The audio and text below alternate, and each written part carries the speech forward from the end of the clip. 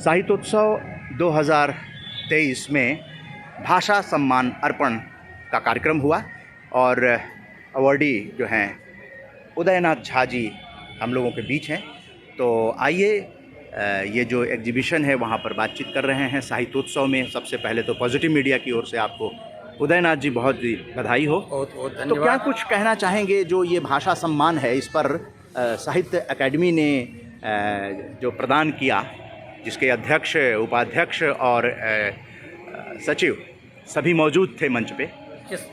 इसमें मैं इतना ही कहना चाहूँगा अपने आने वाली पीढ़ी के लिए कि वह निस्वार्थ होकर के स्वांतः सुखाय अपनी रचना करते रहें।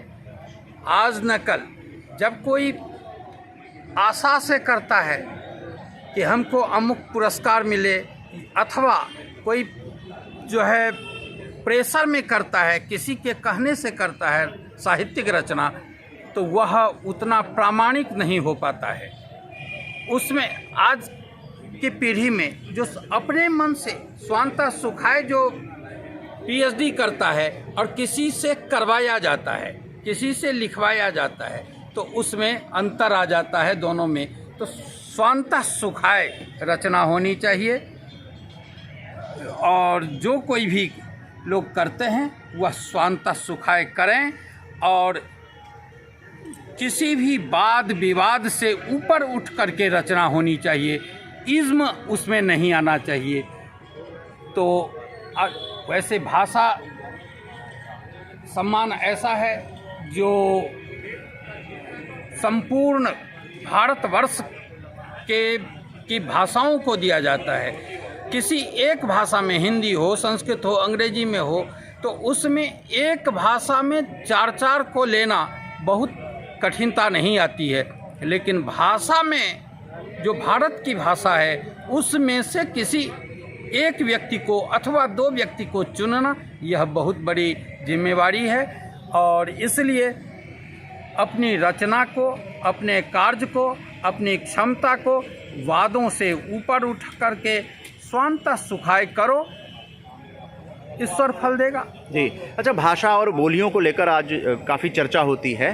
तो भाषा में जो आपने अपनी भाषा को लेकर मजबूती जो दी है भाषा को, उसके बारे में कुछ रचनाएं वगैरह के माध्यम से, कृतियों के माध्यम से। देखिए, उसमें ऐसा है कि जो भाषा, वही जो भाषा है अतीत में वही बोली थी। बोली ही जब विकसित हो जाती है तो भाषा बन जाती है।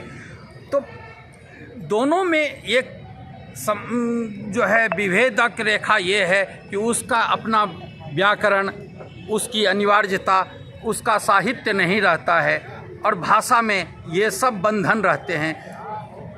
भाषा को कैसे लिखा जाए, कैसे किया जाए, उसकी एक परिसीमा होती है। तो उस धारा में चल करके बोली को इस रूप से विकसित किया जाए, इस रूप से पल्लवित पुष्पित किया जाए कि वह आगे चल करके भाषा बने। हमारे देश में जितनी भाषा होगी, जितनी बोली होगी, वह सब हमारे देश को जोड़ने वाली होगी। तो हम इस मान्यता को रखते हैं कि एक एक भाषा के लोग, एक एक भाषा भाषी, एक एक जनता, अलग अलग क्षेत्र, अलग अलग परिधान, अलग अलग बोली में रहते हुए भी वह इस देश को एक रूपता में बांध सकते हैं। जैसे हम माला बनाते हैं, 1000 पुष्पों की एक माला होती है, तो पुष्प विभिन्न तरह की भले ही हों, लेकिन माला तो एक रहती है। उसमें सारे देश, सारे पुष्प वाटिका की जो खुशबू है वो आती है। इसलिए भाषा और बोली की खुशबू को देश में पिरोना चाहिए, उसमें लाना चाहिए। जी, बहुत अच्छी बात कही उदयनाथ झा जी कि हमारे अलग अलग पुष्प हैं, अलग अलग भाषाएं और बोलियां हैं, और वो सब जब मिलती हैं तो एक हार बन जाती हैं, गले का हार बन जाती हैं। और यही संदेश है भारत को एक सूत्र में बांधने के लिए कि हमारी सभी भाषाएं कुछ न कुछ प्रामाणिकता के साथ, कुछ बोलियां जो है जैसे भाषा बन जाती हैं, तो वो नमनीय है, वंदनीय है। हर भाषा भारत को मजबूत करने की ओर इशारा करती है। जी। बहुत बहुत धन्यवाद उदयनाथ झा जी, धन्यवाद। पॉजिटिव मीडिया से बातचीत करने के लिए। जय हिंद, नमस्कार।